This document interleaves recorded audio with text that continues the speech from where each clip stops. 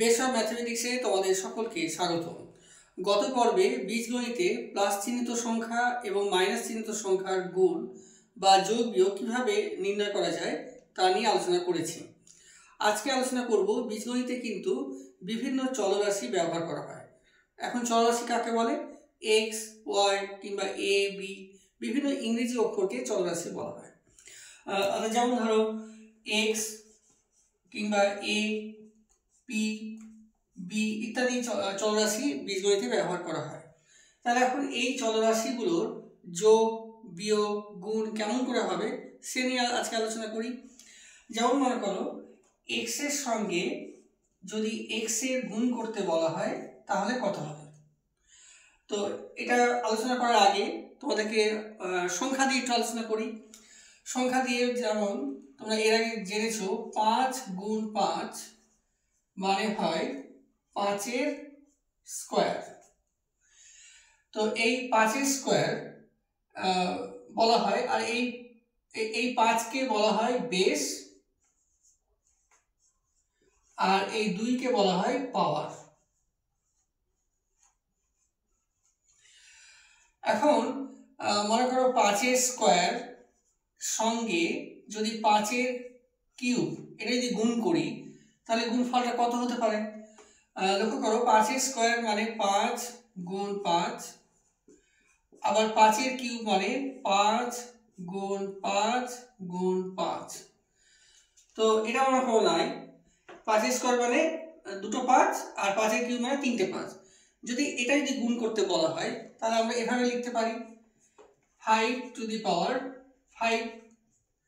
তাহলে এখানে 5-এর স্কোয়ার গুণ 5-এর কিউব মানে আমরা সরাসরি বুঝতে পারছি 5 টু দি পাওয়ার 5। তাহলে এটা কি করে এলো? এই পাওয়ার আর পাওয়ার যোগ করে এলো। তার মানে যদি তোমার একই বেস হয়, দেখো এখানে 5 বেস এখানেও 5 বেস, তাহলে পাওয়ার আর পাওয়ার যোগ হয়। তো এটা নিয়ম। এবার এখানে একই রকম ভাবে দেখো এখানে 5 আর 5 করে আমরা লিখেছি 5-এর স্কোয়ার। তো এই স্কোয়ারটা কেন এলো? তার মানে আসলে এই 5-এর উপরে কোনো পাওয়ার নেই, কিন্তু যদি পাওয়ার যদি ধরি তাহলে আছে 1 পাওয়ার, আবার এখানেও আছে 1, তাই 1 আর 1 2 হয়েছে।